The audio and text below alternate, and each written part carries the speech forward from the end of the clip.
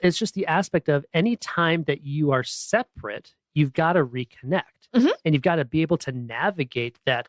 And one of the things is just being able to acknowledge that that's a real thing. We recently were able to acknowledge this was an issue and recently able to talk about that. When you notice, hey, there's something here and, reconnecting is a struggle for us, acknowledge this to your spouse. You may be one choice away from a thriving marriage. Welcome to the Operation Thriving Marriage podcast with Bryon and Jennifer Harvey. Welcome to the Operation Thriving Marriage podcast. Bryon here with my fantastic, wonderful wife, Jen. Well, thank you, babe. In the Guard, I tend to travel with some level of frequency, but recently I've been traveling a lot more. I've had some different opportunities. Thank God for the opportunities and really proud to be able to serve the Air Force and the Air National Guard in new and different ways, but it's required a lot more travel. Yeah, both in state as well as nationally. Yeah, so it's a lot of different things. So I'm away from home more than has been typical in our marriage. True. I mean, outside, of course, the deployment, but that's a whole different animal.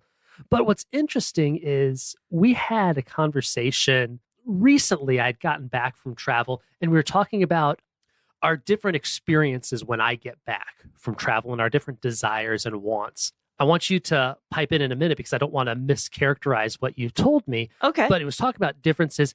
And when I get home, I am looking forward to the joyful reunion. I'm looking for affection and attention and connection. And I want this time for us.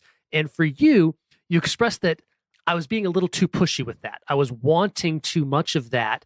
And you weren't ready for that because while I had been gone, you had been functioning as a single parent for however long I was gone, a week, 2 weeks, whatever. You had a lot to do. And really what you needed time to do was kind of to catch up in some ways to me being home. And you needed kind of almost some unplug or unwind time. Was that a fair characterization of what you were saying when I think that makes a lot of sense. And it's one of those things where I think that you were thinking more of these movie homecoming returns, from being gone, where it's like everybody is in, perfectly clean, pressed clothing and, That's running to dad. That's a little hyperbolic. We're so happy you're home and, like nothing else had been going on at home. So yes, that's probably like very hyperbolic, but I'm looking at this as more like, I feel like I have digressed to looking like Miss Hannigan, Carol Burnett version from Annie. No, I haven't been drinking or bathing in gin, I promise. But I just feel like everything's falling apart and it's just really awful and terrible. So it's like Bryon's coming back and that I need that, as you put it, I think very well, that decompression time, or it's like there's been so much on me and it's really hard to do that transition as quickly as you'd probably like me to. So I'm asking you now, is that fair? I think that's fair. I think, yeah. So for me, I've missed you, right? And so I'm looking for, again, transition. I'm looking for more of this immediate connection, affection. I'm a very physical touch person and you're not as much of a physical touch person. So it's like where I want to hug and kiss and hold hands and you want to not be touched and left alone. And okay, Bryon, here's all the stuff that needs to be done. I've been doing this all on my own. I need some time to catch my breath because I've been running at Mach 1 with my hair on fire and I can't do that all the time. Mm-hmm. And so it's just different. I wanted to talk about this because whether you're a military family, active duty, where there's a lot of exercises and things going out, or Guard and Reserve, like our family, where it's not as frequent, but it's still separate, or you just work for a company where you have to travel. Mm-hmm. There's differences, but there's a misnomer that it's only couples where there's separation over days or weeks or months that they have problems reconnecting, because couples often have trouble reconnecting when they've been separated. Mm-hmm. And it could be like our situation where it's weeks or months at a time, or it could just be that reconnection if one spouse stays home and the other spouse leaves to go to work, or you've gone two separate places to work and now you're reconnecting as a couple. It could just be a matter of hours. sometimes it could even just be a matter of minutes that you've disconnected because of different things going on and you've been focused on something else. And it creates these struggles and conflicts in reconnecting as a couple. And we need to be able to navigate that reconnecting to have thriving marriages. Sure. And like we had talked about, it's not that I didn't miss you.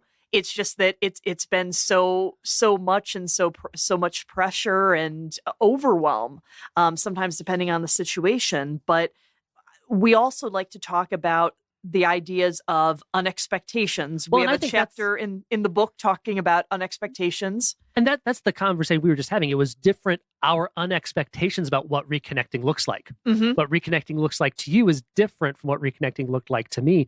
And okay, guys, we've been married 20 years. I've traveled more recently, but not traveling isn't. So we just now were able to have this conversation and realize, hey, this is what was going on. So however long you've been married, there's no shame in realizing, oh, there's something new. In this case, it was unexpectations for us. Mm-hmm. And also we've talked about the concept too of relationship jet lag, which I love putting words to this, is when you physically arrived in the space with your spouse, but you're mentally someplace out, because a lot of this is navigating these transitions from one physical place to another, or kind of like a mental place to another. Because you can, of course, be thinking about something and be kind of drifting off into whatever, whether it's work or kids or planning or whatever the thing may be that can cause that bit of a relationship jet lag.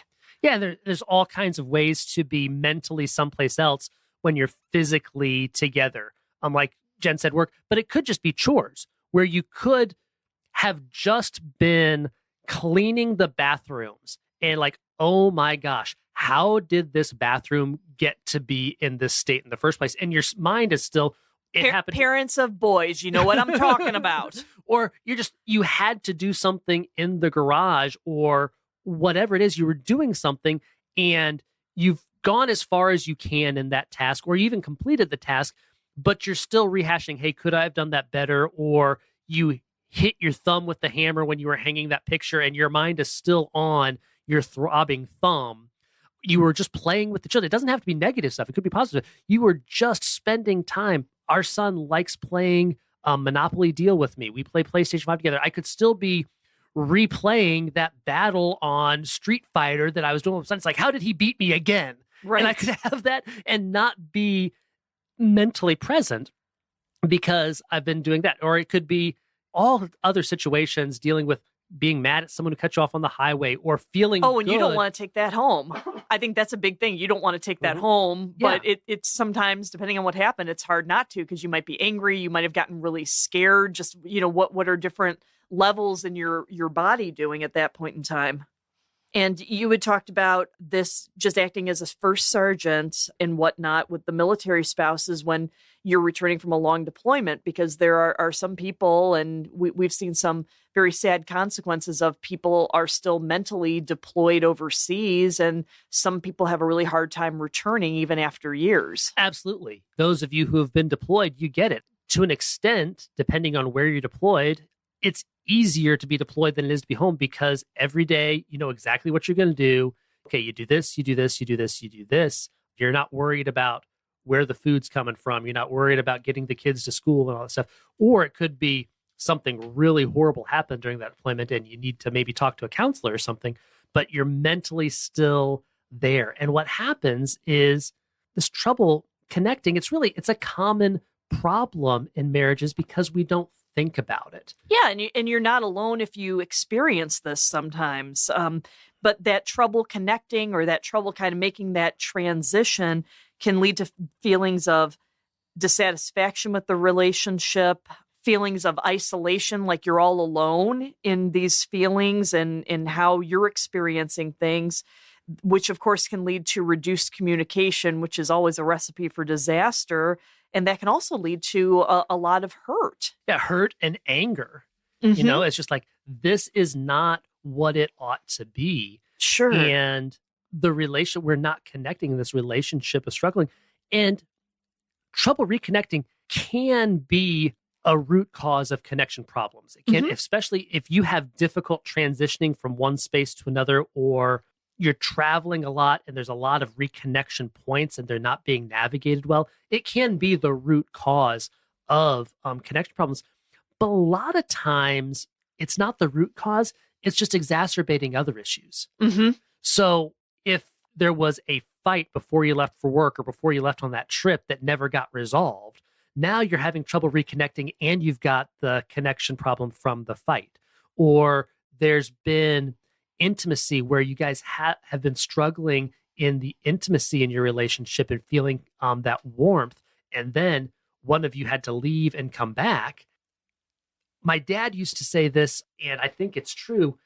There's this old cliche, absence makes the heart grow fonder. Sometimes absence makes the heart forget.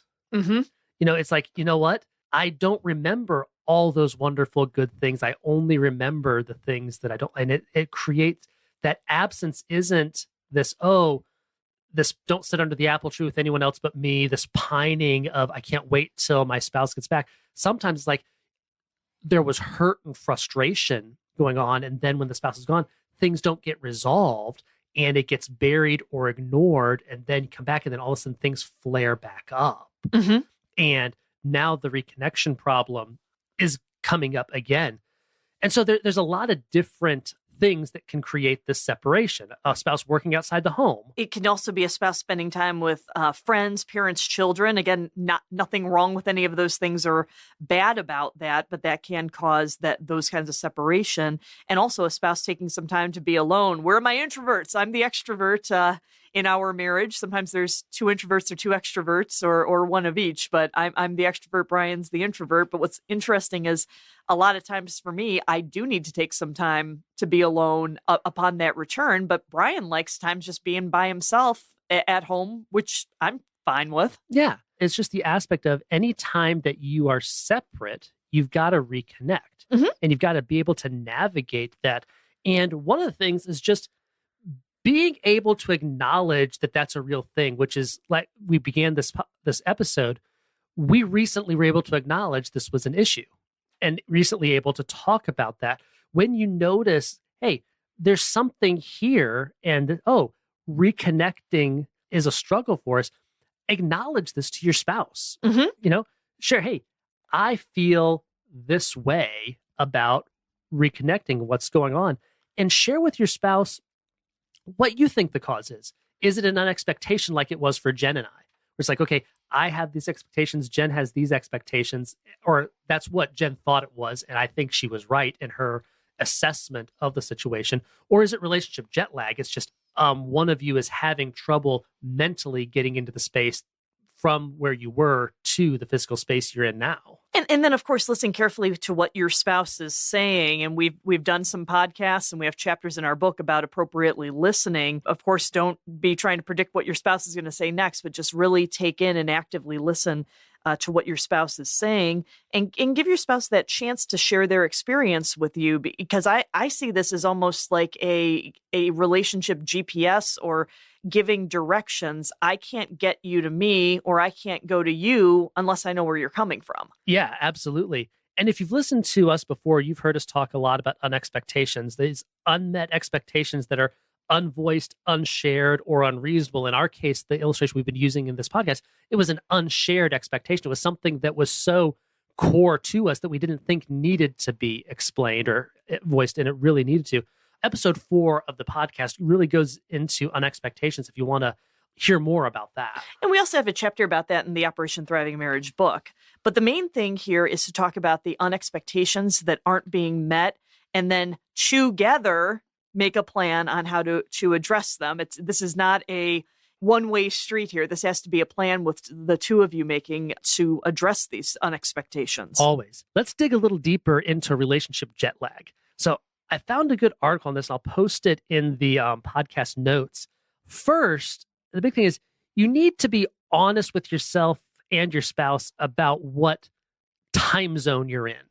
Are you still, Jen recently traveled with our daughter to Italy, and it took a couple days to come back. You were physically in Central Europe time zone when you were physically in the Eastern time zone. Sure. Well, that metaphor is true for transitioning from wherever you were to wherever you are now. And so just be honest, like, hey, the time zone I'm in is still work or the road or playing I'm still in the playing Street Fighter with my son time zone, not the sitting here having a conversation with you time zone. Just be honest about, hey, okay, I'm not in the right time zone right now. Or like I'm on the way and I'm transitioning, where it's like, okay, using your example of when I chaperoned that school trip to Italy for Brenda, it's like, okay, I've left Rome, we're in Amsterdam, and now that you and I are kind of catching up, I'm over the Atlantic someplace, baby. I'm coming back to you, but I'm still on the way of that transition there. So I think that's a good thing to do, and I think it's important to not be hard on each other, because sometimes those transitions for each person is going to be very different as to what that's going to look like and how to, in a healthy way, get back to each other. And we need to communicate clearly about what we need and why we need that, so that we can support each other. And I'd say, to the greatest extent possible, finish the work in the time zone you started in, so that you can be on the way back and you're not thinking back to that other, time zone of work, time zone of spending time with friends or whatever that is. When you're in that same time zone, when you finally come together and you're able to appropriately reconnect, make the most of it, have fun, be a married couple together where you can do a whole lot of different things, have fun together, make some time, carve out some time to do some things you like together. And emphasize and focus on the intimacy. And I'm not talking just about sex here. I'm talking about being close, being naked and ashamed in the physical and metaphorical sense of, hey, we're connecting, we're close, we're getting to know each other again, or know new things about each other. You are never going to know everything about your spouse. Your spouse is an amazing human that is going to live eternally, and there's so much about them, and they're growing and changing, especially when you're apart. They're growing and changing in ways you're not observing. Mm-hmm. And so you have this opportunity to get to know your spouse again, focus on that, and enjoy each other when you're in those same time zones. And as you work to reconnect better, consider Paul's advice to the church in Colossae, Colossians 3:12 through 13. Therefore, as the elect of God, holy and dearly loved, clothe yourselves with a heart of mercy, kindness, humility, gentleness, and patience, bearing with one another and forgiving one another if someone happens to have a complaint against anyone else. Just as the Lord has forgiven you, so you also forgive others. Work through your unexpectations together and navigate your different time zones, and you too will build a strong connection that will help your marriage thrive. Thanks again for joining us on the Operation Thriving Marriage podcast. You can connect with us over Facebook at Operation Thriving Marriage or through our website, operationthrivingmarriage.com. Please tell a friend about this to spread the word, and please rate and subscribe to the podcast. Thank you, and we'll look forward to connecting with you again soon. Jen and I started Operation Thriving Marriage to help couples and churches take marriages from merely surviving to thriving. We've got our book, we've got a blog, and resources for our coaching ministry, and you can bring us out for an Operation Thriving Marriage experience. For more information, go to operationthrivingmarriage.com. That's operationthrivingmarriage.com.